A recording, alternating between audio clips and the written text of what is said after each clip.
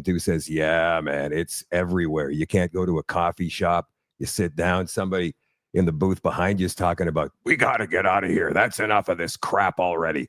Well, I'm wondering if the sentiment is the same in Saskatchewan. The last poll we saw showed that Saskatchewan actually favored sovereignty more than Alberta did. But those numbers were kind of low, 25% for Alberta and about 30% for Saskatchewan. But again, who believes the polls that emanate from Eastern Canada? Because you know that everybody in the East and all of the opposition in the West, all of the lefties in the West, are going to be coming after anybody who believes that Alberta and or Saskatchewan should be sovereign countries unto themselves. So we're going to talk all about this tonight with Nadine. And the last time she was on the show, I think, was like 6 months ago. So we've got a lot of catching up to do. And I know you guys love her. That's why we bring her on every so often. And she's a great person, too. So Nadine Ness coming up in just a second. Shadoe at Night live stream, as always, brought to you by Canada@nanosilver.com. Congratulations, by the way, to Kevin and Anna Sigurdsson, proud grandparents for the very first time today.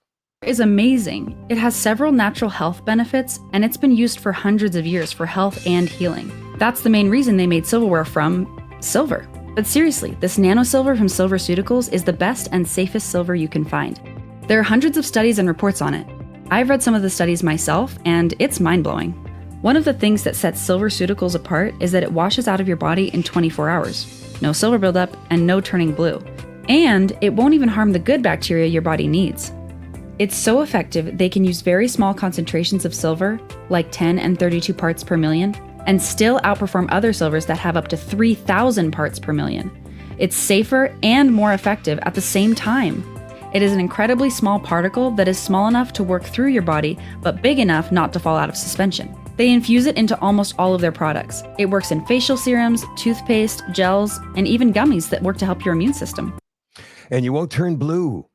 CanadaNanoSilver.com. Get a hold of Kevin and Anna through the contact tab on the website, or you can call them 204-808-9292. But today, you know, they're celebrating the birth of their first grandchild. It's a grandson, by the way. So you might want to wait until tomorrow. CanadaNanoSilver.com. Again, that is CanadaNanoSilver.com. Hello, Daniel. Hello, Barb. Hello, Sheila, Donna, John, Kevin and Carol from Ontario. Roseanne's watching tonight.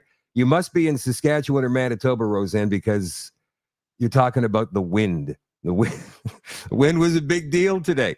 Hello, Julie from an insanely windy Hillside Beach. Christina is not quite in Hamilton where she usually is. She's Hamilton bound tonight. Welcome to the show, everybody. And on Rumble, Nana Sue, Stump Slayer, Mouth of the South, Jimmy James is there, Patricia, Notable, Turi 62, Lone Arnie, Jimmy Balls 23, Dokar, Mama's Little Monsters 76. Whatever platform you happen to be watching on tonight, you guys, don't forget, it helps a lot to grow the show when you like and share. Get it out there to as many people as you possibly can. Nadine Ness of Unified Grassroots talking about independence in Saskatchewan. Coming right up in 30 seconds.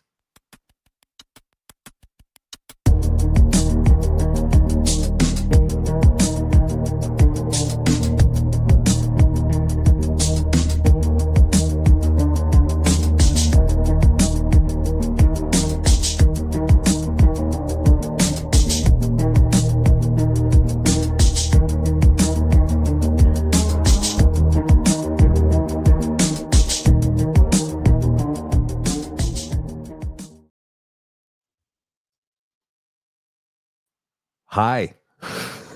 Hi. Okay, sorry. I forgot to put myself on the screen. You were there all by yourself for a couple of seconds. It was. And the funny thing is, I wasn't even paying attention. I was trying to share the show on Twitter.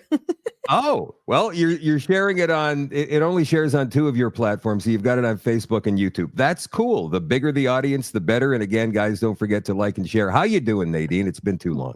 Good. Yeah, I was gonna share it on, like, just quote tweet it. I'm just going to do that quick so you can get more views. Come join me. Would you like live. me to sing while you're doing that? Because I know it takes concentration. Yes. Guys, I've had Careless Whisper by Wham in my head all day. I have no idea where it came from, and it's driving me crazy. And worse still, Nadine heard me singing it. She said, "Hey, you're a You good actually singer." sound good. And you know what? That's only going to encourage me to keep singing this song. I need something else in there.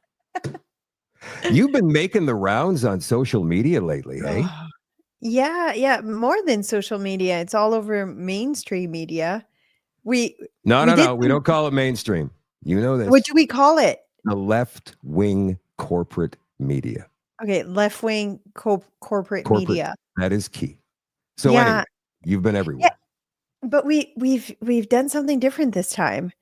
We got ahead of the narrative and we started publishing press release. So the media is kind of forced to share our side this time, Oh, and they can't interesting. Look, paint look at us. this. Speaking about the press Yeah, release, here it is right here. You sent this to me just the other day. we've done 2, so that was the last one. Okay, so this is, let me just center this. Unified Grassroots condemns NDP's attempt to smear citizen-led movement. Unified Grassroots strongly condemns the inflammatory and misleading statements made by the Saskatchewan NDP ahead of their scheduled press conference this morning. You did get ahead of it. Congratulations. Yeah, That's great. Which attempt to portray our organization as far right, while they do that all the time, and left-wing mhm, corporate media as well, right? And suggest hidden ties to political parties. This is a desperate political tactic meant to discredit a democratic, citizen-led movement that's grown in strength because the people of Saskatchewan are tired of being ignored. What exactly did I mean, the NDP was talking about you personally in the mhm. legislature, weren't they? Yeah, for like 30 minutes. It's so much so that the Speaker of the House had to stop them and said, we ask that people don't defame or talk negatively about people outside of this house who aren't here to be able to defend themselves. So he actually warned ahead of time because he kind of knew, I think, that that was going to be coming because they had already done the presser. And I was made aware of what the presser was going to be. I have some friends in media. So I already knew it was coming. That's why we released this just before. I worked on it just before that morning. And they had used some wordings like far right, fringe, extremist, all of that. And I wanted to nip it in the bud because if we don't share our side or basically show the public who we actually are, the left leaning corporate media will do it for us, and they will do it with their own narrative. So they'll use quotes from NDP and that'll be plastered, far right organization leading petition, things like that. So we wanted to get ahead of it and we issued a press release, and what that does, it forces them to do balanced reporting. When us conservatives usually don't talk to them or don't do interviews or don't get ahead of the narrative, they report what they want.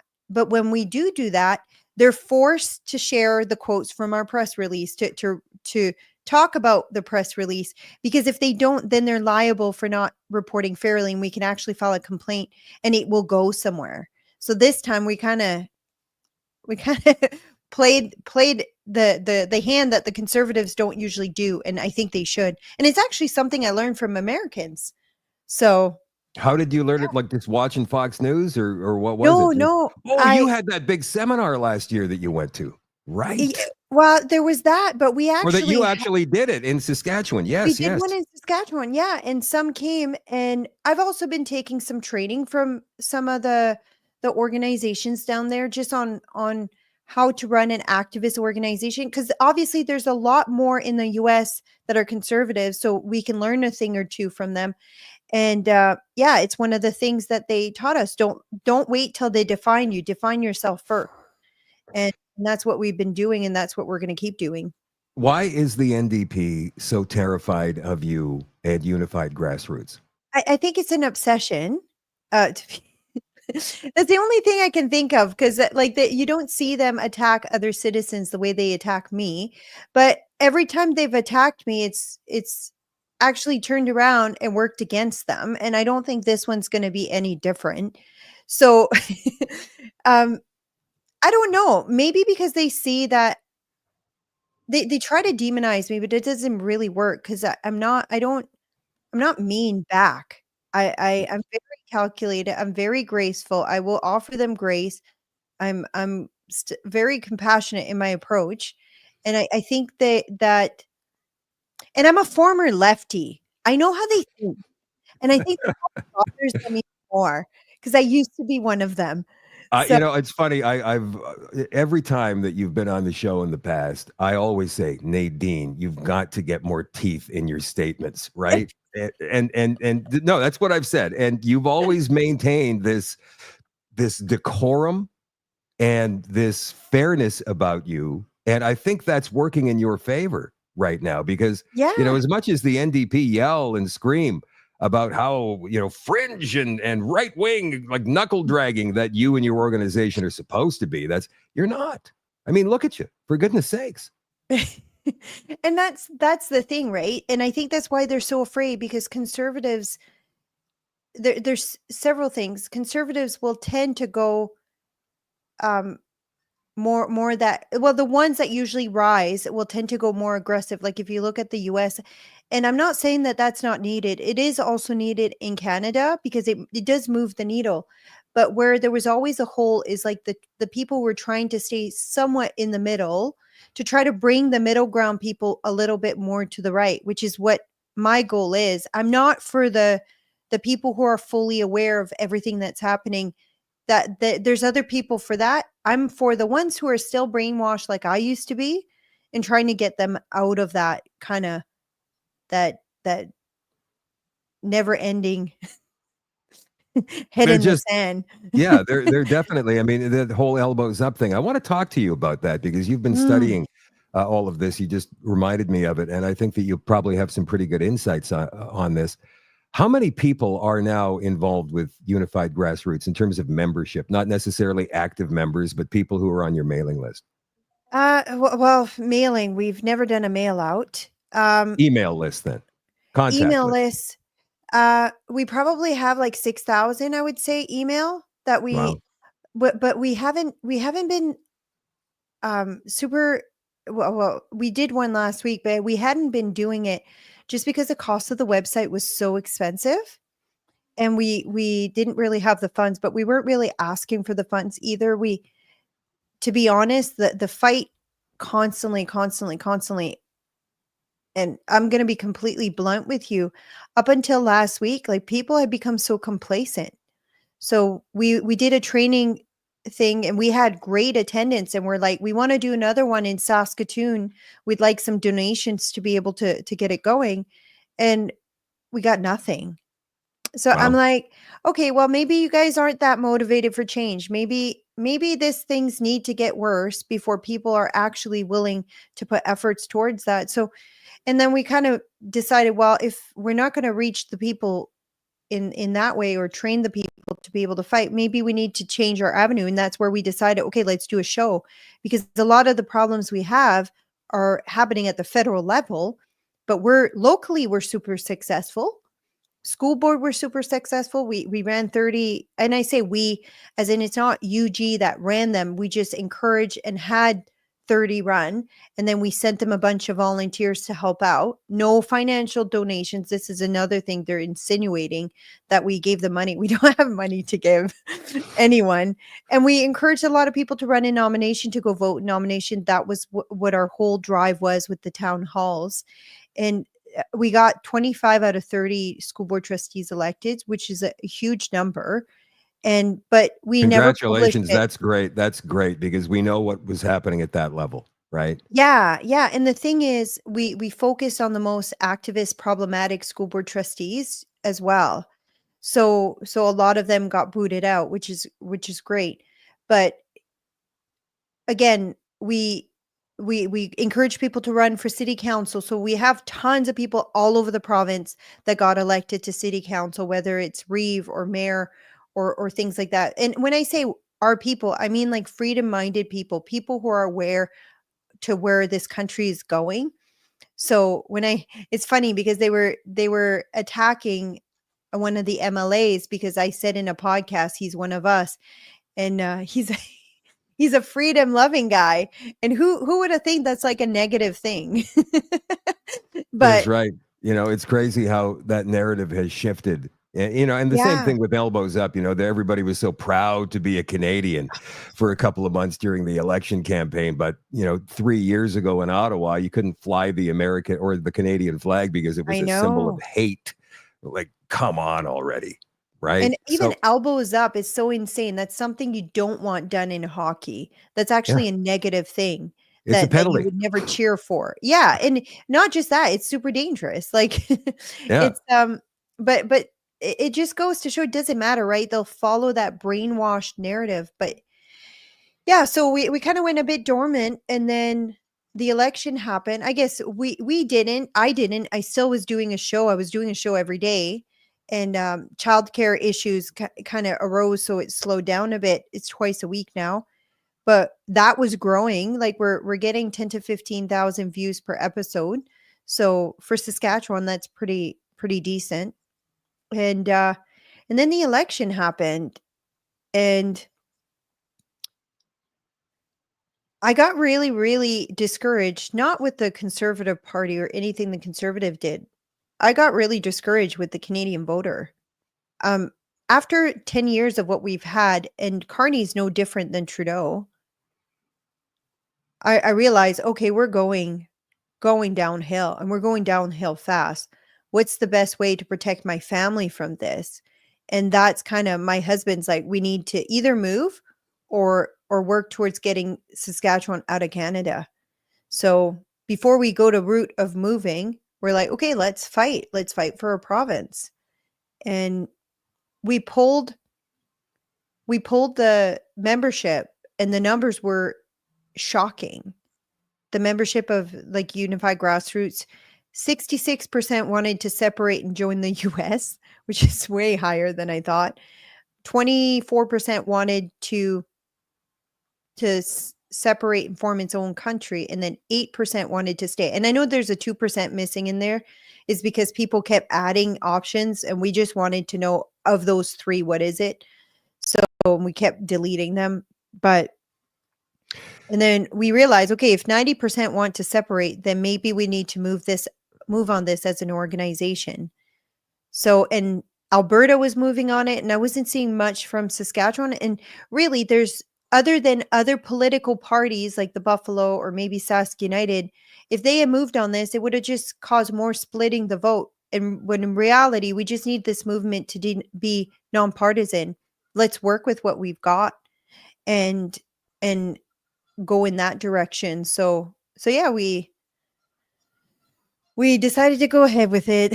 And I say it in that way because I'm just Was that realizing how, you and your husband just sitting there going, we got to do something, and then you just made that decision right there at the spur of the moment, like what, a week and well, a half ago?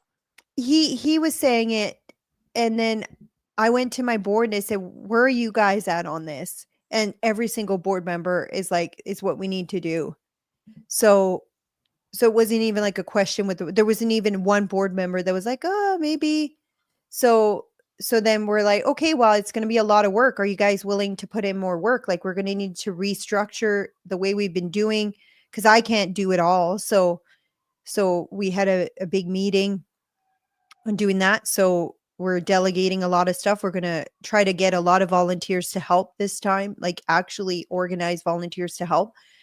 And we I reached out to a few people before I went ahead, like some of the people that have been talking about separation, Alberta Prosperity Project as well, because I wanted to know, has anyone been in touch with them before we move ahead? We didn't want to step on anyone's toes. And so far they said they had heard nothing from Saskatchewan. When I explained who we were, they're like, "Oh, you're perfect to do this. You already have the structure, the people." And and then I reached out to Preston Manning. So I had a chat with him. This was before we decided to go ahead with it. And a few key people that I know that who've been in politics, that I trust their judgment. And after doing that, praying about it, we decided, okay, yeah, it's going to be tough. It's going to be hard, but someone's got to do it. And that's why I might sound like a bit discouraged. No, you But don't sound that way at all. You sound like you're in the mode, maybe a little trepidatious, because this is a big job, and you've yeah, got a lot of people to reach coming I soon. And you're also, I mean, I know that you've been a target in the past, mostly from NDP types Mhm. and lefty types, just like all of us independent media have. But, I had Keith Wilson on the other night from, I think I told you this, from Alberta, from Edmonton, Mhm. and he's right in the middle of all of the Alberta Mhm. sovereignty stuff. And we had this discussion about how hard they are going to come after people like you and the Yeah. Alberta Prosperity Project and the Republican Party of Alberta, which is merged now with the Independence Party of Alberta. There's a lot of just regular people, like people who go to work Mhm. every day, people who pay a mortgage, just regular, your neighbor. A lot of people. And in Alberta, I'm not so sure about Saskatchewan. I'll talk to you about this, but there's a lot of money behind this movement too. People who are absolutely fed up with the way things are going with the federal government. Danielle Smith says she doesn't want Alberta to separate. She wants a sovereign Alberta within a united Canada, whatever that means. And I know in your case, Scott Moe has said, no, anybody on this side of the benches here, we're all in favor of staying in Canada. So what is the mechanism? First of all, are you prepared for that kind of firestorm? Because it's going to come. They're going to be Yeah. relentless. Yeah, it's already happening in the spiritual sense. Like I can and this it's some people will say that what she's talking about is kind of cuckoo, but I can sense when I'm under spiritual attack, witchcraft attack, whatever you want to call it, that's already happening. And I've already got now 40 people working, kind of praying for our organization, praying for myself, my family, for direction. But I did see what Keith was saying. I saw a clip as well on Ezra where he says they're going to send everything they've got, right? Yep. Especially, and we're not just up against like the NDP, up against the global elites in the world that doesn't want anyone to stand on their own. They want to centralize everything, not decentralize, which is essentially what we're trying to do, right? Yep. So I do expect that to happen. It was a discussion actually we had last night during our board meeting where I said, are any of you willing to put your name on it too, so I'm not the only target? Because it's easy to take one down. It's harder to take more than one down. And I don't want to sound like that extreme, but at the same time, like if we're going to be putting in messages, unfortunately, it's almost like a negative that our organization is so tied to my name and my face. So whatever the organization does, it's a reflection on me. But if they can take a person down whatever ways, but that's the other thing. I don't have like skeleton in my closet. So They're not going to get you. I mean, look, you're if a happily married mother of 4 who's a Christian and if believes they in freedom. dig, it's just gonna hurt their cause. They're gonna see, "Oh, she's like a former lefty that used to hate Trudeau, that used to vote for Trudeau and hate Trump." Like, if they dig far back, they'll see that I dislike Harper. Like, it's not gonna help their case. But, what I mean by that, it wouldn't shock me if there was attempts to try to get to me, like, through my husband, like, filing bogus complaints with the College of Physicians on my husband. We saw that happen during COVID. It wouldn't shock me if someone was to come out and do like a false allegation against my husband or anything like that. We are prepared to push back if that happens. Like we've kind of talked about it and talked about how that could potentially be something that would occur. So we are ready for it. I just I don't like hold them to the same standard as I would myself, because the people who will be fighting back or pushing back are not people who have moral character that you and I have. Yep. There's nothing that's off the table like for them. So, and you're seeing that even in the attacks and some of the stuff, it's so disingenuous. But we're going to keep pushing back. Now, the question is, what is the public going to do? Are they going to listen to this and listen to the fear and go right along with the fear? Because that's what they're going to push, right? They're going to push fear. Oh, the sky is falling if you go this way or that way. Or are they going to remember the last several decades and what the current status quo has led to?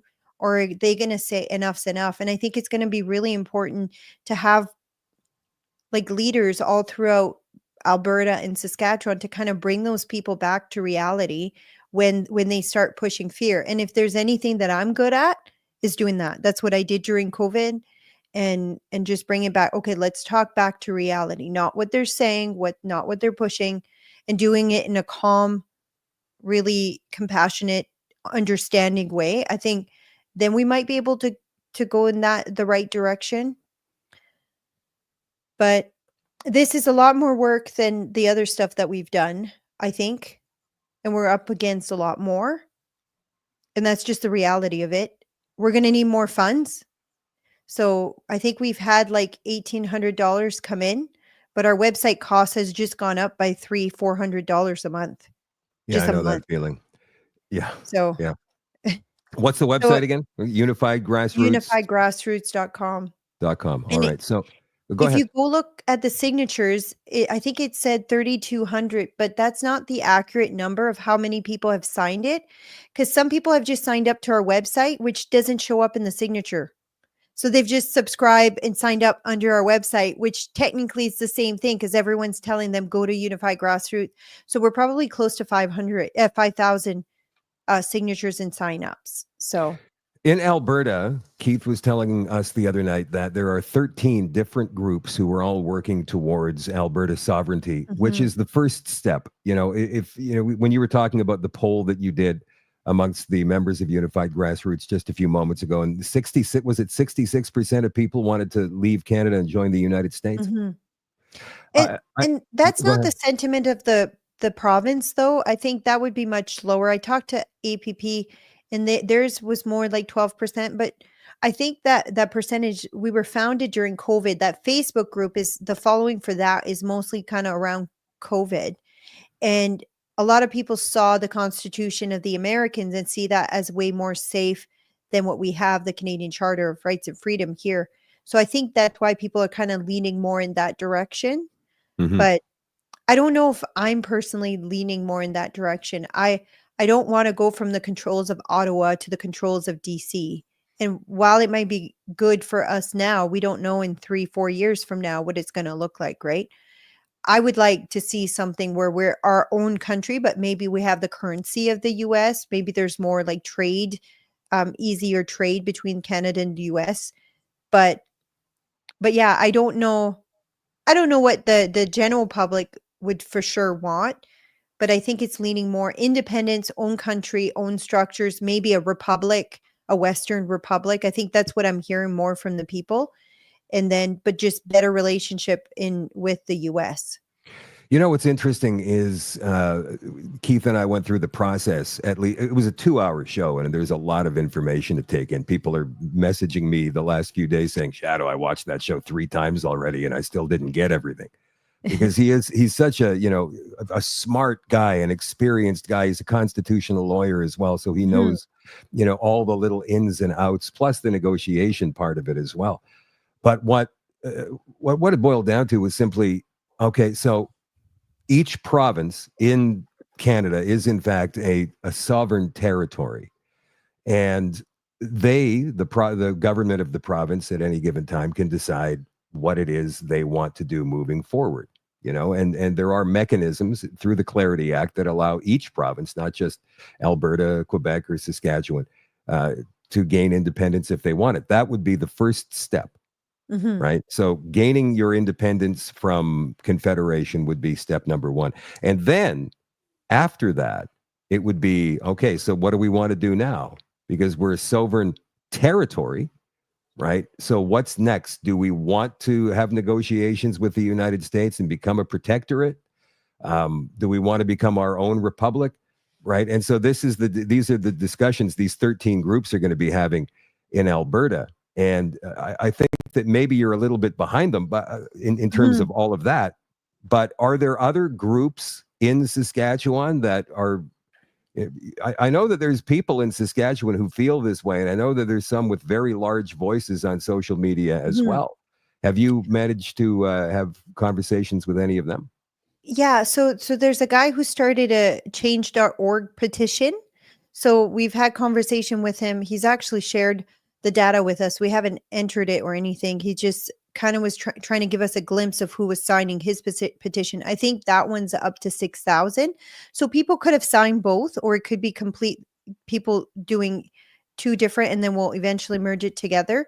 As for working with other groups, we have like assigned someone, our VP, to go direct one-on-one, build relationship with some of the other kind of freedom groups throughout Saskatchewan, which we've worked with them in the past.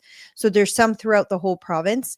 The only ones that we didn't, even during the freedom movement, is anyone who would push like a political party, because we are a nonpartisan organization. If it was a political party group, we kind of stayed away from working with them because we didn't want to become partisan.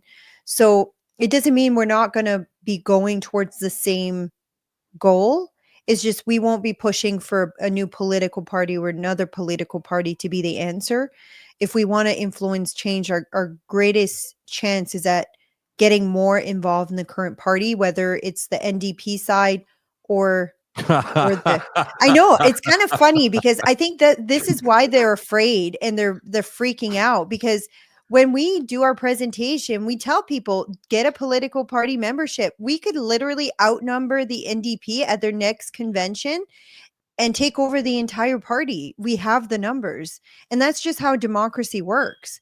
And Yep. I'm not saying that that's what we're going to do, but that's just that's how democracy works. And when we teach people how to get democratically involved, it influences huge amounts of change. Like, let's say at the SAS party convention had 600, I think 50 people. If we got even a small percentage of UG to get a political party membership, we could literally like get rid of Scott Moe and put a independent type leader in there. Like we have the numbers to do that. It would be so easy. I'm not saying that's what we're going to do, but the SAS party knows this. And Danielle Smith said this in an interview with Vasi. She says, if we don't move on this, there's going to be a new party formed that will split the vote, and we'll get in a worse situation. So they have no choice to listen to the people, because now, like Albertans and Saskatchewan people are getting informed exactly how you influence the change. And before, they just kind of figured they would never know. Right? You know what? You know what's interesting? I mean, what you just said there. Like, I did see, and I've got a clip of that interview that you were talking about, Danielle Smith and Vashi Capellos. It's 5 minutes long. I don't want to play it right now, but she does say exactly that. And you know, she wouldn't answer. Like, Vashi kept asking her, "So why don't you just squash it? What if there is an independence movement there? Why don't you just quash it? Why don't you just not allow it? Why don't you just say it's not on the table?" Because that's not democracy. That's not representing the people in your writings. Even though Danielle didn't actually say those words, she kind of, wormed her way around it. Now, what we've got in Saskatchewan is Scott Moe, the Saskatchewan Party, and pretty much all of his cabinet saying, no, we're not going to be at all interested in independence or separating. And of course, we know where the NDP stands. But as you say, you can influence them. You've done it before. Mm-hmm. So how do you... Not me, but the people can. Yeah. Right. Well, I mean, you and the organization is what I'm saying, and the people. And so, you got to get in their heads and say to them, look, if you guys don't at least start to listen and possibly come up with some solutions for this, then you're going to be in a world of hurt when the next election rolls around. I don't need to say it. They already know. Okay. That's a good thing.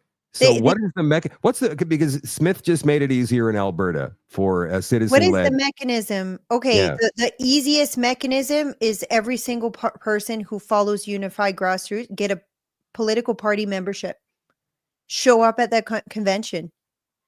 Get on boards. Right now, MLAs throughout all of Saskatchewan, the ones that are sitting and the ones that didn't get elected, their boards are currently having election to elect their board. And usually there's only 10 people who show up at those elections. So you literally could take over every MLA's board in the province in the next several months. And I'm just saying this because this is how democracy works. And once you have majority of the boards, you can call an emergency AGM and either boot Scott Moe. And I'm not saying do this. I'm just saying this is how the system is. You could literally boot him or say, if you don't move on this separatism, we're we're going to find someone who will. But they can do this with the NDP too. Actually, it would probably be easier to do this with the MDP. The only difference is when you get a membership, you have to sign that you agree to their party priority, and maybe people would have a hard time doing that. But I'm just saying, this is how the system is. When people say the people's voice, the people don't have a voice, they do. They just don't know where to have that voice. Yeah, So that's true. I'm going to throw up the results of the last election here. This is from last year's Saskatchewan election. The Saskatchewan Party, 471,087 total votes in the entire province, of which the that's Saskatchewan low. Party, that is low, considering I think there's probably 300,000 more eligible voters in the province than everybody else is under 18. But the Saskatchewan Party gets 52% of the vote. The NDP gets under 40%, and then the rest goes to Sask United, the Greens. I think the Buffalo Party was in there as well. So that Saskatchewan Party vote is over 50% of the voting public in the province. And you would probably need all of them to say we want out of Canada if the situation remains the same. So when we get back to the mechanism and you say, yeah, it's obviously the people, but is there something that can be done in Saskatchewan? Is there room in government right now for a binding petition? If you get a certain amount of signatures, you Well, probably looked into that. yeah, so in Saskatchewan, there it's a little bit different than Alberta. Alberta, I think they need 170,000 signatures to do a referendum vote. In Saskatchewan, we don't have a referendum vote option that's done by the general public. We can't do a petition and get a referendum. There's no option. What we can do is do a petition, and if we get 15%, which is about 122,000, give or take a little bit, and then you can do a vote to the public. However, that vote is non-binding. So a plebiscite is non-binding. The government doesn't need to do anything about it, even if they vote. But it's not, you don't need to have 52% or over 50% of the province. What you need is a certain percentage of the public to actually go vote in the plebiscite vote. And out of those, you need a majority vote. So let's say only 51% go and vote, and you need half of that. You might only need 25% of the province to affect the change technically. But Now, if it's non-binding, the government could say, no, no, no.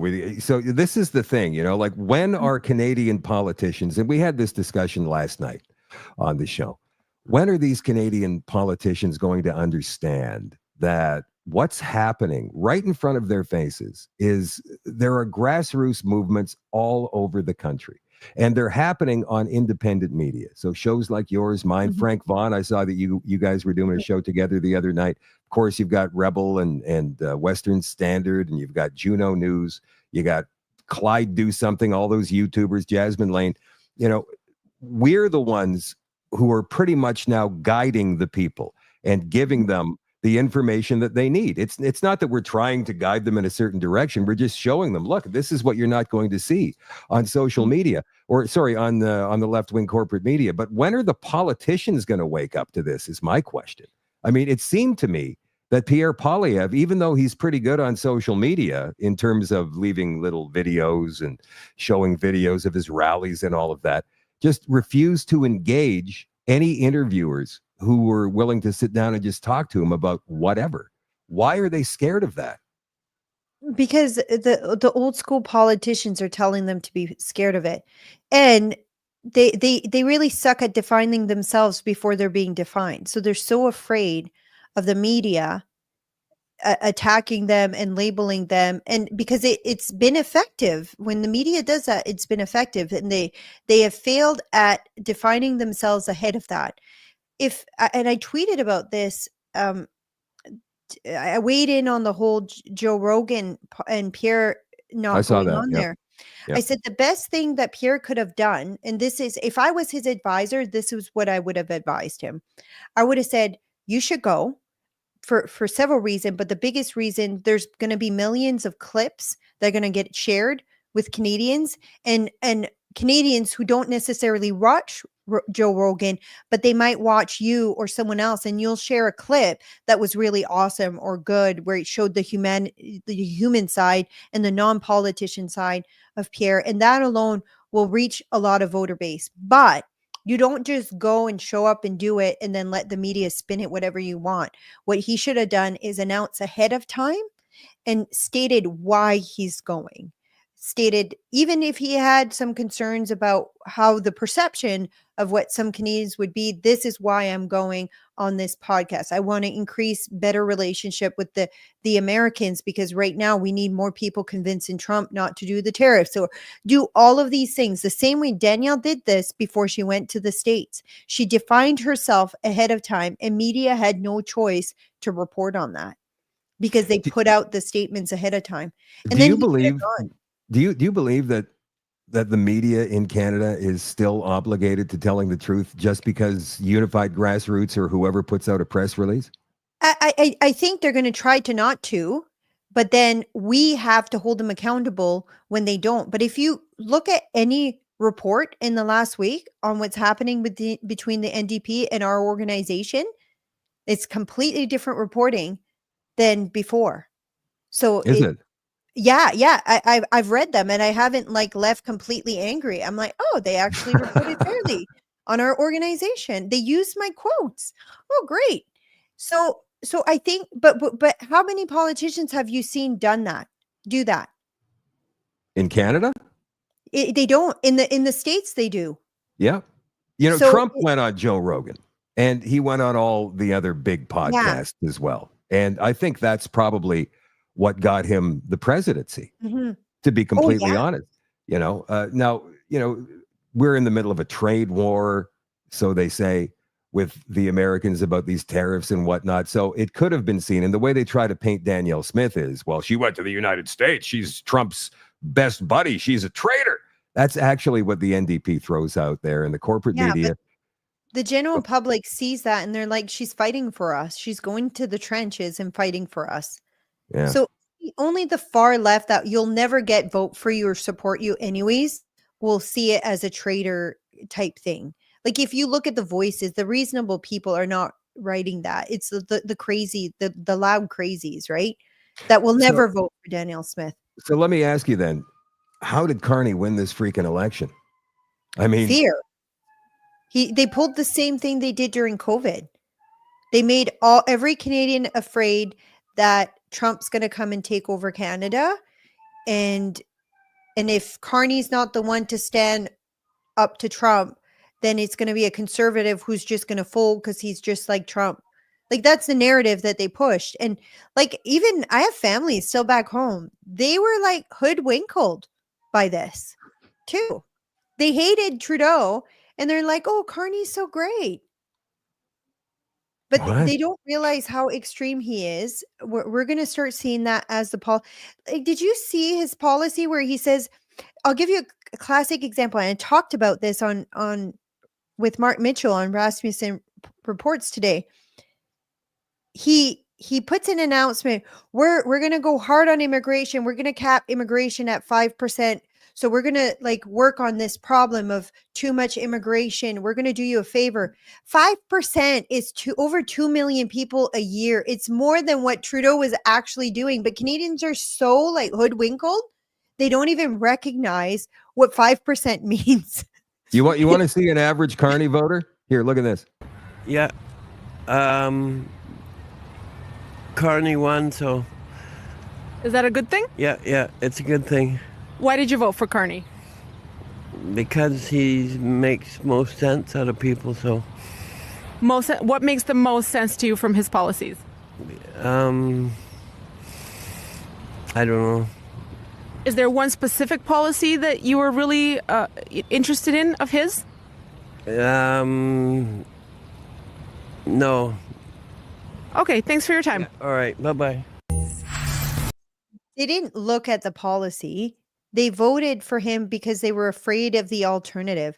Look at the NDP all going liberal. We talked about that. Yeah. You see the polling. It all went liberal because it's not like Jagmeet Singh could be a contender to dealing with Trump.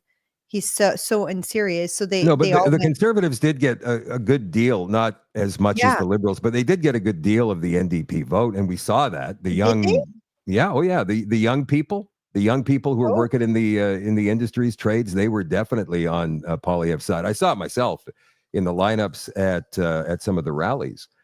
Not enough, obviously. I mean, the mhm. conservatives did better in this election than they have in any other election before. Yeah. Over 8 million votes. But the problem is, as you say, the NDP collapsed. But those people out there, should there be some kind of, this is a conversation I had with Rob Boudelier the other night, the patriotic dad out of Alberta, who used to be a member of APP. He works with the Alberta Prosperity Project. We were talking about Alberta sovereignty. And he said, shouldn't there be some kind of regulations for who can vote? Right? I mean, just because You're you're sounding like Canadian. the left here. Well, no. I mean, think about this, because if you're Canadian and you're 18 and over, that's pretty much the only Yeah. condition you need. Shouldn't you? Now, Rob goes a little bit more extreme than I do. I mean, he says, well, maybe you should have to show that you're a net, you're not a net taker from the government. In other words, you're not on welfare, any sort of government social assistance, and you're not paying back into the system. So you're obviously going to vote for the same government that's giving you all of that money. But if you're actually contributing more to the system than you're taking out of it, then maybe that's what he said. What I think is a very simple test, and that is name 4 candidates who are running in your riding and the parties that they're with. That would be it for me, right? Because Yeah. that guy, that clip that I just showed, shows me that there's so many people in this country, and you're right about the fear. I agree with you about that. But there's so many people who absolutely have no idea what they're doing. Mhm. And they're the ones, Nadine. I mean, they've got a big voice in deciding who's going to lead this country. And it's They're the ones who terrifying. decide the election, actually. If you look, the left will have their clear people who are always going to be left-leaning, left voting, who are very informed on the left. And then you'll have those people on the right who show up to political events, political parties and stuff. But it's the middle people that decide the election. Now, knowing this, the politicians should figure out how to reach those people. And usually they do that by door knocking. That's one of the best ways you can reach them face to face, that they get to know you, they build a relationship with you. That's actually the best way to kind of lean a vote towards a person. Now, that is a lot harder in today's age, especially if we like, it's harder in rural communities, but rural usually goes kind of the conservative side. But in apartment buildings, that's when it's harder. They can't really reach the apartment buildings and stuff. So in the cities, you see that a lot. Now, they need to figure out how to use left-leaning corporate media to Left their wing, advantage. wing. They don't just Left lean wing. left. They are Okay, hard left left. wing. Okay, I'm so the new term. You got it. So left wing corporate media, they have to figure out how to use it to their advantage. So, for example, that Apple situation with Pierre went insanely viral. A few times where Pierre went back and forth, he showed like, okay, maybe they're not being honest about something.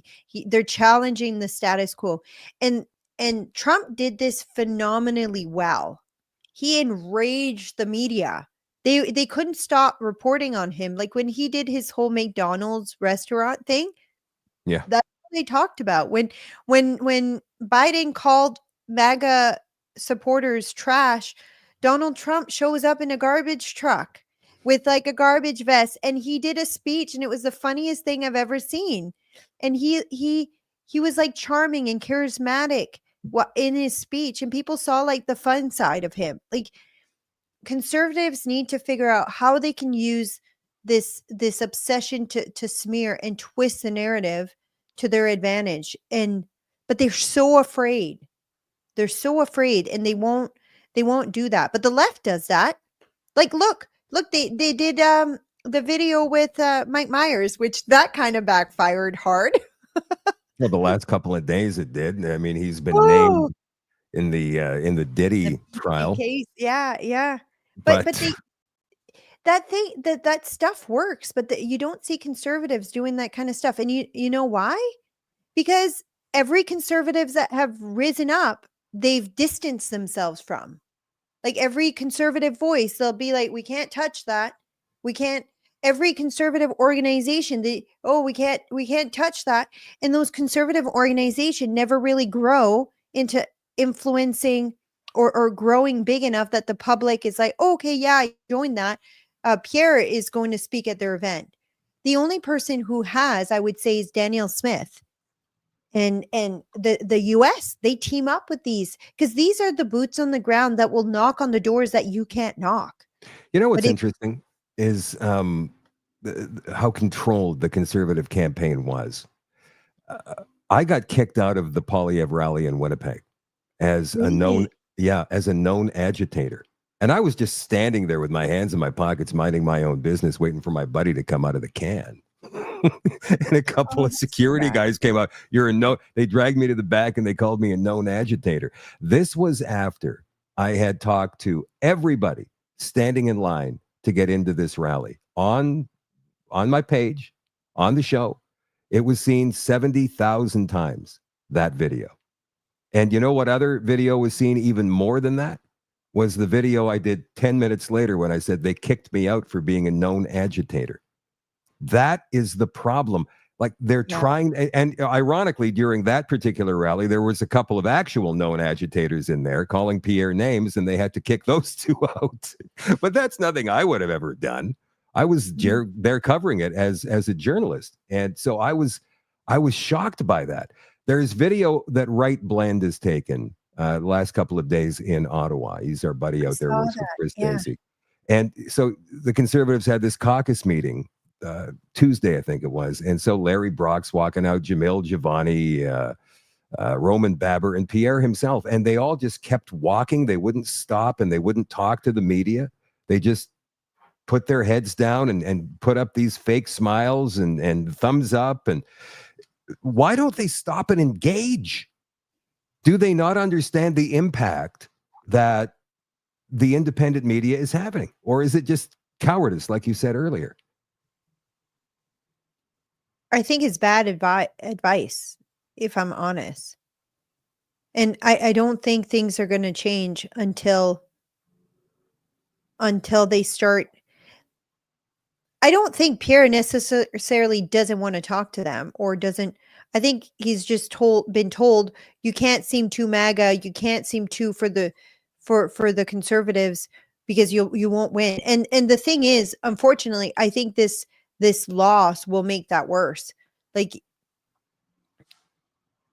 and I don't know if they'll learn from that. Just look at how his campaign is going right now. I'm hoping that he'll learn from that and kind of engage more the conservative movements and the conservative people more than just the Conservative Party. So, but that's not the Pierre that we had before. Like if you look at Pierre before, he would have like challenged the media. It's just like when it was during the election, they're like, be careful, you're going to win this unless you screw it up. It's almost like that's what they kept telling. You're going to win this unless you screw it up. So don't do any misstep, don't do any failures or don't do. And anytime there'd be a scandal, instead of getting ahead of it and again sharing his message using that scandal, like the whole the clock, the ticking clock, biological clock. That was all over the news. He should Yeah. have done a press release and say, look, these are things that my wife tells me that she's hearing from women. These are things that I'm hearing myself from women. I use that term because that's how serious the situation is. And if it offends someone, I'm like he should have gotten ahead. And they don't. And this is a huge failure. Did you Look, find it when he said biological clock? Did you find that offensive at all? no, it's a reality. I'm 40 years old. My Yeah. husband and I want to have another kid. The clock is ticking. You got four, So, man. Like, you think four is enough? Four's not enough. well, I have 4, but I have 2 with my now husband. Mm. Um, he would have 10 if I was willing to go through that all over again. But we feel like, you know what? Someone has to reproduce for one. So don't give me a hard time. You should be supporting people like me. I who are am. producing. No, I'm But only asking. I mean, like, because I thought that but I'm a man, right? So I look at that, the yeah, biological clock. Okay, like I've heard about that my entire life. I've heard women say to me, "My biological clock is moving." Like when I was much younger, man. it's a term we women use constantly. Yeah. So So why, when he said it, was it all of a sudden such a bad thing? Because they it, spun it that way. they spun it that way. Yeah, yeah. And unfortunately they didn't get ahead of it. And like we on the online kind of defended, especially a lot of women came forward, but then you'll have the left leaning, they're so coordinated too. You can tell they're coordinated. It's like they have like a little group chat with all like the loud like leftist voice, and they'll put it on there, and then it'll just like be a parrot, parrot, parrot.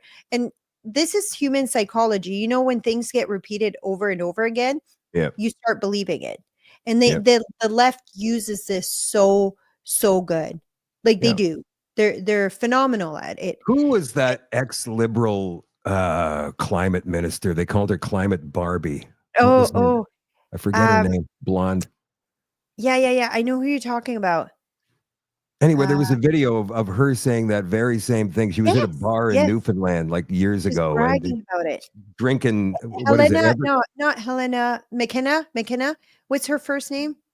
Catherine McKenna. Catherine McKenna. Yeah. Right. Just looking at What? comments. Thanks, you guys. And so she's drinking, what is the Newfoundland? Screech? Has a Yeah, couple of she's drunk screeches. and she's saying it's okay. If you just say it enough, they're gonna believe it. Yeah, and louder. They say louder and repeat over and over the biggest lie in the world, and they'll believe you. So Yeah.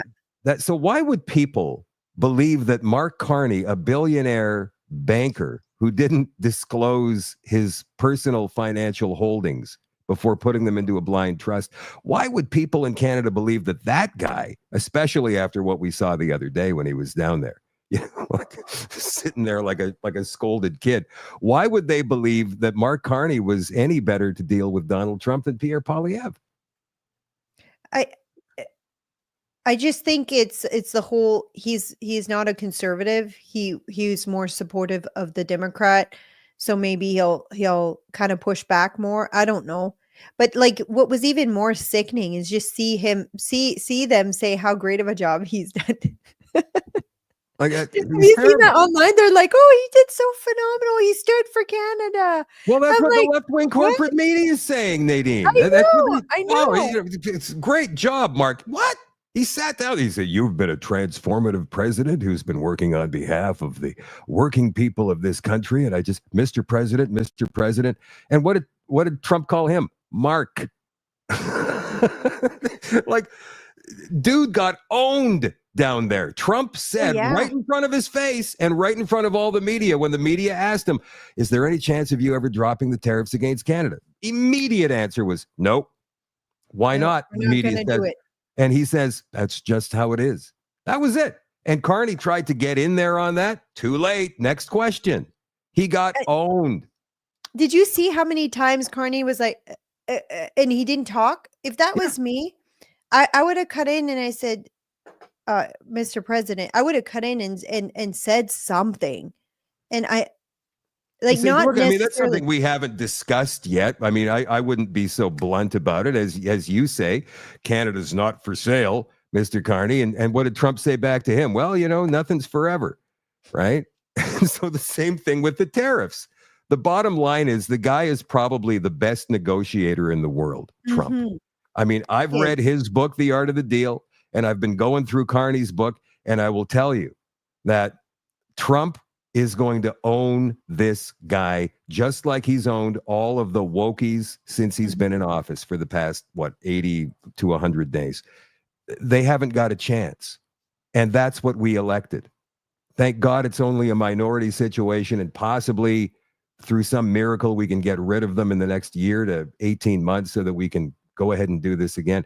And the lessons, hopefully the conservatives learn some lessons. Hopefully they watch shows like this, Nadine, and they see the people talking, not just the two of us, but look at the comments, you guys. Like, look at what people are saying. This is your base. And you need to listen to them if you ever want to win government in this country. And that's the thing. Like, I'm not even a PPCer. I'm a CPC like Yeah. supporter. Yeah. Like I like the MP that I have in Saskatchewan here, minus Kelly Block. I'm actually like friends with her. Like I knew them before I started doing all of this. So I'm not even someone who wishes someone else was like running against them or winning. I actually think that they would be really good. I also think that they're doing big mistakes, and I think it's costing them the election. So, and I'm not saying that as someone who, again, has a bone to pick.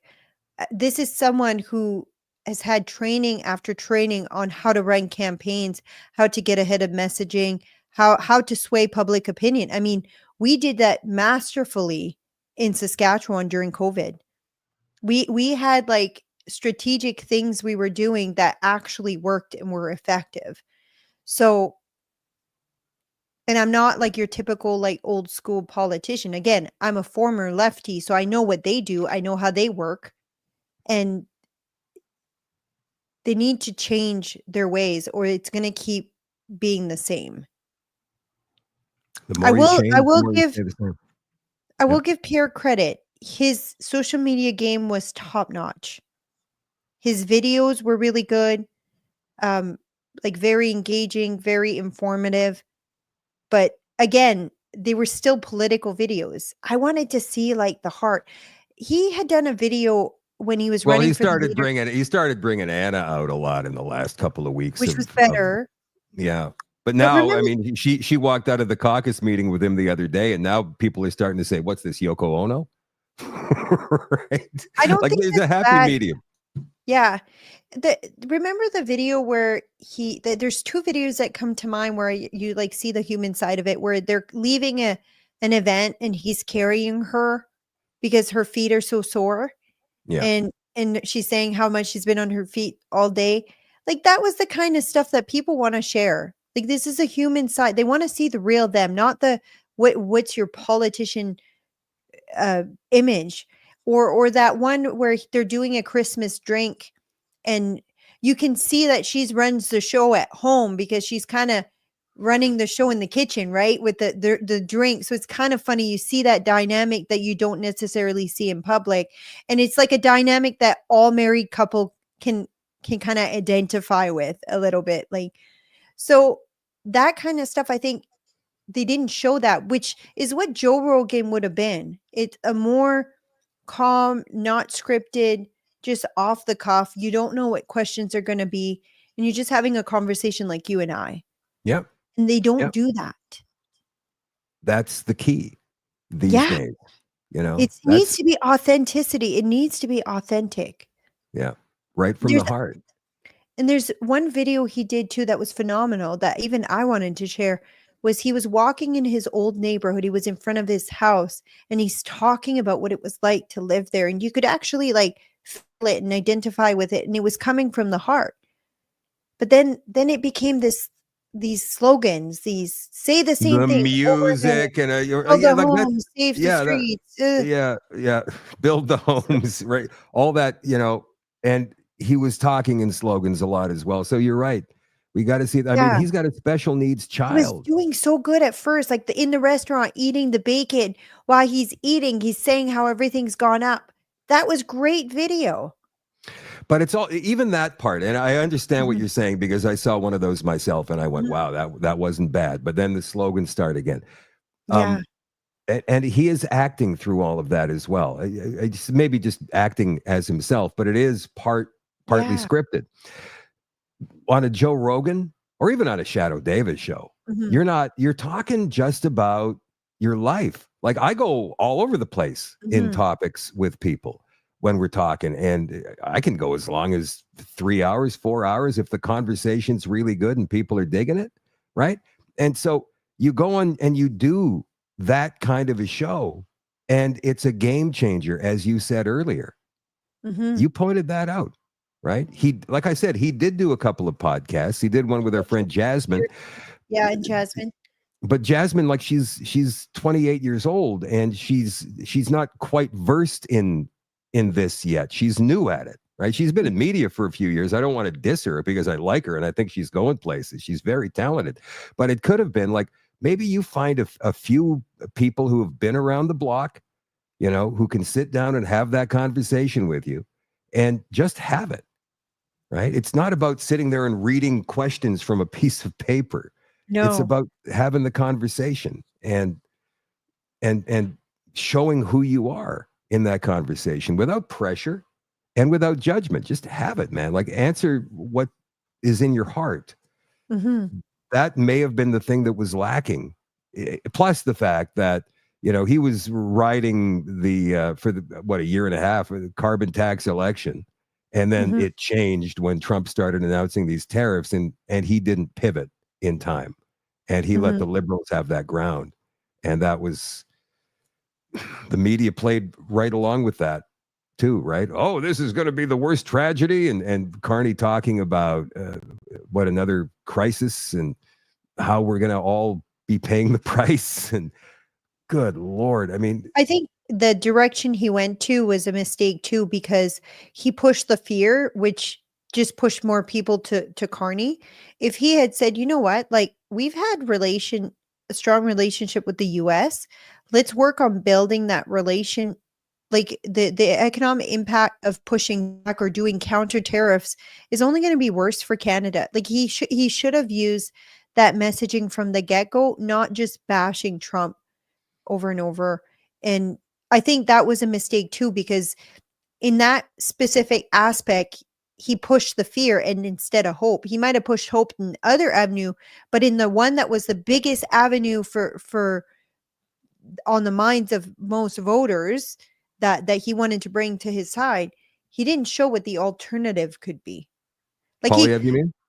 yeah. Like Mark Mitchell today, he said, imagine if he had gone to the US, met with Trump, and said, you know what, we're going to work together in removing some of this. We're going to work together in having a stronger relationship between Canada and the US so we can become stronger against the world. Like imagine had he done that. Yeah. Like people would have been, oh, that there's a chance the tariffs will come down. Well, he got on track, I think, the last couple of weeks when he started talking about Canada needs to be able to negotiate from a position of strength, and the liberals have Yeah, brought us down this road for 10 years, and we're weak right now, and we have no that was chance. good messaging. I don't think that there's any leader in Canada who can take on Donald Trump in a No, negotiation. we just don't I, have the cards. well, we don't have the cards. You're right. Their economy is over 10 times larger than ours. We have no military to speak of compared to the Americans. We don't have anything to bargain with. And what surprised me the most out of this whole thing was that this whole elbows up thing worked with so many people who thought we're actually going to be able to fight the Americans. Are you guys out of your mind? How They on were earth? laughing at Canadians with they it made a mockery of Canadians, the elbows up thing. Yeah, It really did. yeah. But I compared it. You know those two dogs from the Bugs Bunny cartoons? You got the big bulldog Spike, and then the little guy. Forget his name. No, Hey, Spike, what are we going to do today, Spike? Nyeh. Like the big bulldog with the derby hat just kind of smacks him aside. That's the Americans, and we're the little dog going like that, right? Like we don't have a chance against them in anything. And for anybody to think that we were going to go and fight them and get a deal on our terms, completely and totally delusional. We do have a lot to offer. Mhm. I mean, we've got natural resources in Saskatchewan. You guys have got potash and uranium and oil and agriculture. Manitoba's got rare earth. You guys have got rare earth minerals as well. Alberta's got oil and gas and, Mhm. all kinds of technology happening across the prairies as well. I mean, there's a lot to offer to the United States. And I don't know what Donald Trump's end game is. There's a lot of different philosophies on it out there. Like he wants us for a reason. What is it? Mark thinks he wants Alberta and Saskatchewan I think he does too. I think that is going to be the because first step. it would be two red states, Yeah. two Republican states, 4 more Senate seats. that will break the balance. It wouldn't shock me if that was the case. Yeah. He doesn't want Ontario because that No. would be a blue state. Same with Manitoba and Yeah. BC probably as well, depending on how they carve up the voting regions too, right? Because Yeah. all the electoral districts would change as well. So who knows? They'd probably gerrymander it back to the way it was before the Liberals actually got 100,000 extra votes in Pierre Poilievre's Carleton riding. So he lost his own riding because There was a lot of gerrymandering in that, but what are your thoughts on, I've been trying to kind of figure out, there's a lot of still being counted where the conservatives were winning by like 300 ballots and all of a sudden they disqualify 400 and it's a Liberal riding. Have you seen that? I've seen that in BC, there were thousands of ballots that weren't returned to the electoral offices on time, 5,000 of them or something. But Elections Canada says, well, they were for ridings all across the country. Like there was one in Halifax. Well, what were the ballots for Halifax doing in British Columbia, first of all? And how could there be just that lack of awareness that these ballots stayed in somebody's office as opposed to actually going to be counted? How does that happen? And how does Elections Canada just issue a statement and that's the end of it? And why is the left-wing corporate media not reporting on it? You know, we've heard all kinds of stories. I've heard it. And then there's the whole thing too, where they're saying if anybody brings question to the election integrity, that they're being offered money by Russia. The Russians, Heard that too? yeah. I heard that from the Northern Exposure guys, what the Northern Perspective couple. And Yeah. Jasmine Lane had wrote something. There's a lot of really sketch stuff, but it I call it Team Black. yeah, I know. There's Team Black that just tries to kind of manipulate, morph, and whatever. I do expect Team Black to come out to try to disparage or dissuade or kind of ruin the movement that's happening in Saskatchewan and Alberta. And like people have told me, Nadine, you have a hard time trusting people. And I'm like, yeah, because I've dealt with Team Black before, that I've done this before. Like we had that happen, like attempts, takeovers and stuff like that. So what, of Unified Grassroots? yeah. Oh, I didn't know that. Oh, Yeah. wait a minute. I did know that. The Manitoba You guy did? was a bit of a Yeah, dick. but not just that. Create a website that was just like ours called United Grassroots and pretending to be us. Like we've had so many things. So now we're like really careful. We've kind of had to lock tight our organization. So now, unless the entire board is on board with kind of going in one direction, it just doesn't happen. So we've kind of made it more secure in a way, but yeah, I don't want to seem like Paranoid. conspiratorial You or look paranoid, over your shoulder but all the time. I understand exactly what you're saying. I mean, I've had to deal with Team Black over and over and over again. Many of us have, to different yeah, extents, right? even And like it's tough. people trying to influence me in certain directions, and some of it, like, it worked, and I realized, like, once I was in it, I'm like, oh, I shouldn't be taking part in this. And it wasn't like anything bad or illegal, but just like trying to pull me to political stuff when I should be completely nonpartisan. That's why I'm so dead set right now. I'm not going to promote any political party. I'll promote the parties that are currently in government, not as in promote them for people to vote for them, but promote to get involved in the current systems we have. Yeah. So, but yeah, even that, like I've kind of gone back into some of the conversations that I've had. I'm like, oh, I was totally getting manipulated there. And It's difficult to know when you're in it, oh, right? yes. Until And you take a step back and gain some perspective, and maybe it takes a day or two, but you see it after a yeah. while. And once you kind of just I say follow the Holy Spirit. Even then I knew something didn't quite feel right. And then once you kind of make that realization, you correct course. And I mean, when you're running an organization like I am, or in a position that I am, you're going to make mistakes. You're not always going to say the right thing. You might be too short with someone if you're like so overwhelmed and someone makes demands of you that you have absolutely no time to do. I've kind of had to realize, like, there are um distractions that are sent your way to try to disrupt what you're doing. So I've learned to, when someone sounds crazy, they likely are crazy. If they keep obsessing, then block them.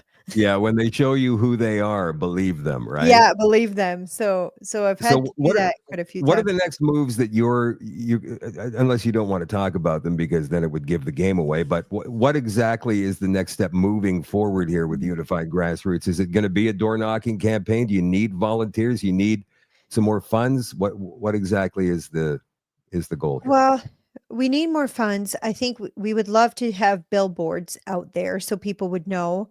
We would love to do like ads, like Facebook ads, even like that. That can reach a whole ton of people. We can reach our clientele. You can actually target Facebook ads quite Yep. well. But all of these things cost money. We're planning on doing 15 town halls throughout the province. The first one is already scheduled for May 25th in Saskatoon. I say at Prairie Land Park, I just need to finalize I've signed the contract. We just haven't given the deposit yet. So until that's like for sure, it's happening on the 25th. That'll be the first, and we're going to do 15 throughout the province. And hopefully hearing, okay, what are the questions people have? What are things that making them hesitant? What are things that that's pushing them to want separation? Like we want to really hear from them. We're just trying to figure out how do we do that so it doesn't become like a rant fest where the crazies get the mic, because there's always a crazy or two that don't want to release the mic, but we do want to I, hear from people. I know how to deal with that. It's pretty simple.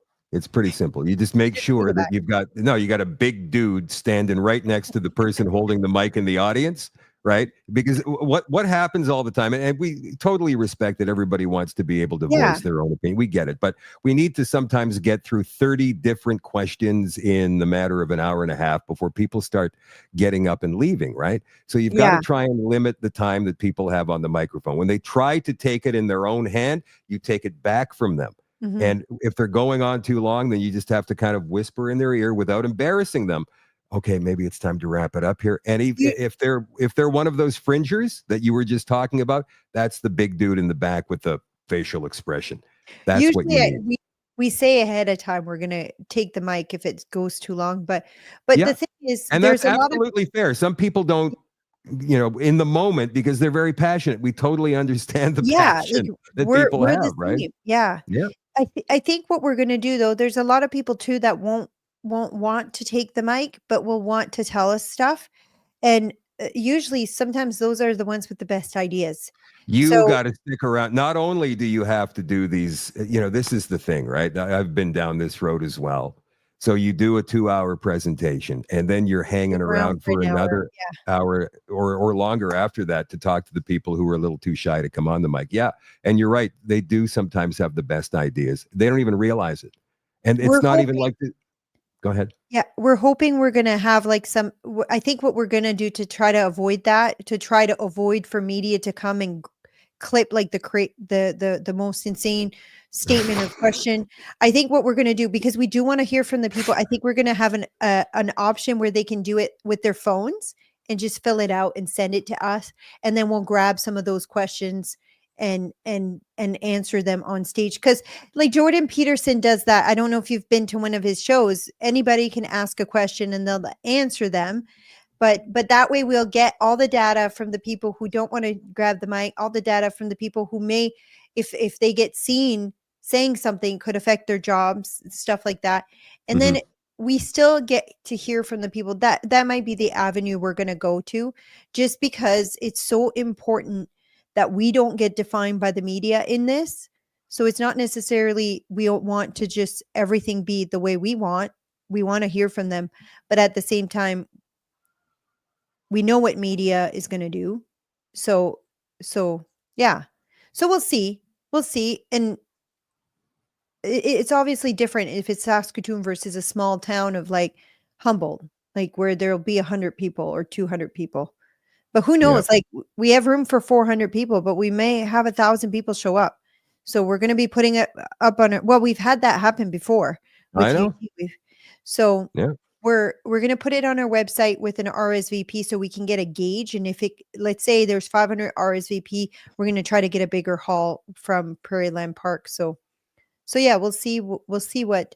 So the plan is the town halls. Let's hear directly from people, so we know we can gauge. Okay, where's the sentiment? Is it 51st state? Is it form its own country? Is it a republic? Is it staying within Canada? Because we're hoping there's going to be people who are going to come who don't want it to happen, and we want to know why.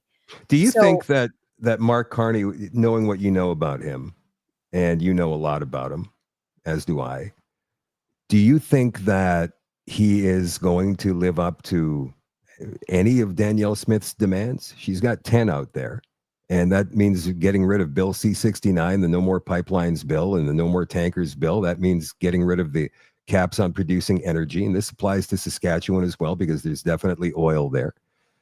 Do you think that he would even consider any of that, knowing what we know? Like, he's a net zero zealot. He was the United Nations climate no, guru. So if he doesn't, that's it. Game over. this is what I predict is going to happen. I think he's going to talk a big talk like he's going to do that, and try to squash the momentum of the separatist movement. He's going to sound very reasonable when he talks. I think this is what's going to happen, but eventually his core values and the values of his party won't let him go in that direction. So I think in about 6, 7, 8 months from now, the people will realize, oh, he's not going to do it. So now we need to fight. So, but we're not going to stop. We're going to keep gathering the people up until, so that when that happens, we're ready to go. That's what I think is going to happen. I could be wrong. I'd be pleasantly surprised if he meets all the demands. I don't think he will. I'd like to see similar demands come from Scott Moe, if I'm honest. I don't know if we will, but again, the AGM is coming up this September. So there's going to be, let's say, thousands of people get memberships today. Let's just say hypothetically, that sends a strong message out there. UnifiedGrassroots.com. Go to the website and look around, check it out. What do people need to see? What are the top 2 things people need to see on the website, Nadine? Well, if they're from Saskatchewan, I highly recommend they sign the petition. If they want to volunteer, we're going to have teams probably to do signature drive, door knocks and stuff eventually, because the petition is just for the plebiscite. If we want to get over 50% for separation, we're going to need to have massive campaigns and like 100,000 people working towards this to answer the questions people have. We'd love to do flyer drives. Like that would be like right now, if we got like 20,000 dumped into our account, we could do a flyer drive throughout all of Saskatchewan. That'd be super effective. But Facebook advertising will absolutely help you. Instagram will absolutely help you. I'm not so sure about X. I don't see too many ads on X, but does TikTok do ads? Like whatever. You get it out there, right? Because it's cheaper on social media too. It's not nearly as expensive as making a flyer or putting up billboards. I agree with you that those things probably should be done as well, but you've got to live within your means too. So yeah, if we did it like a flyer drive though, it would get Coffee Row talking everywhere. That's what we're going to need. Yeah, we're going to need to be the discussion of every coffee row in Saskatchewan. So, all right, cool. Thank you, Nadine, for coming on tonight. So nice to see your face. It's nice to see you too. All right. See you again soon. All right. Bye. Nadine Ness, you guys of Unified Grassroots, man, that's probably the most introspective conversation that she and I have had. She's been on quite a bit these last few years, and always a treat to have her on and have discussions like this with her. UnifiedGrassroots.com again. So keeping in line with the bombshell that was dropped by James O'Keefe of OMG, O'Keefe Media Group yesterday. Tonight on The Extension, because the bomb he dropped yesterday was the dude talking about how Prince Andrew was in fact sleeping with teenage girls. That's out there from one of Prince Andrew's best friends or longest acquaintances, whatever. And that was videotaped, and that was put out all over social media yesterday. And then, of course, today, Pizzagate kept coming up again and again and again. Now, some social media will tell you that was all debunked a long time ago, and why is it coming up again? No, it was never debunked. It just wasn't. So tonight on the extension on shadowdavis.com for the All Access Nighthawks, we've got part 4 and part 5. And the reason for this is because this is probably the best piece that I have ever seen on that particular subject, done by Janet Osbard and the Fall of the Cabal.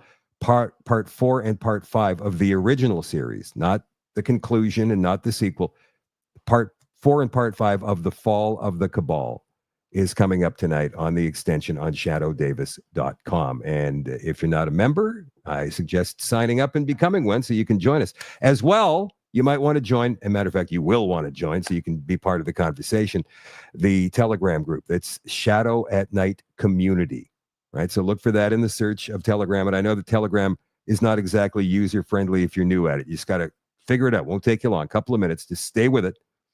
The Shadow at Night, NITE community on Telegram. There's like 600 people who are members of that group, and we all have great discussions while we're watching all of this stuff and talking about all of this stuff in the extension on the website. Also, we have a winner of either a Shadow at Night cap or a Shadow at Night mug to announce at the beginning of the extension, which is coming up in just a couple of minutes on shadowdavis.com. So we'll see you there, Nighthawks, in a couple of minutes. And for the rest of you guys, no show tomorrow night. I'll be back on Monday night at 8 o'clock Central for another one, unless something major happens and I have to come on. I love you all. I appreciate you all. And I will talk to you again very, very soon. Good night.